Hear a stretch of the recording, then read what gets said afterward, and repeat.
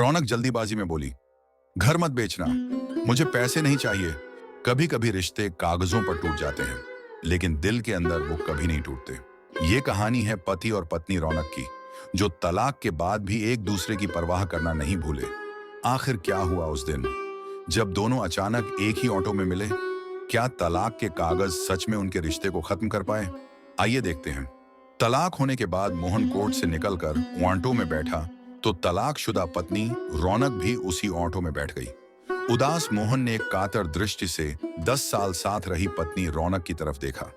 वह बुझी मुस्कान के साथ बोली, बस अड्डे तक आखिरी सफर आपके साथ करना चाहती हूँ।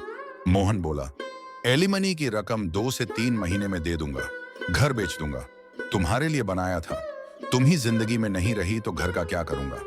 रौनक जल्दीबाजी में बोली, घर मत बेचना, मुझे पैसे नहीं चाहिए, प्राइवेट जॉब करने लगी हूं, मेरा उससे गुजारा हो जाता है। अचानक ऑटो वाले ने ब्रेक मारी तो पत्नी रौनक का मुंह सामने की रेलिंग से टकराने वाला था कि मोहन ने झटके से उसकी बांह पकड़कर रोक लिया।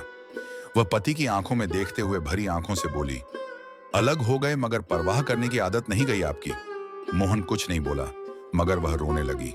रोते रोते बोली, एक बात पूछूं? मोहन नजर उठाकर बोला, क्या? वह धीरे से बोली, 2 साल हो गए अलग रहते हुए, मेरी याद आती थी क्या?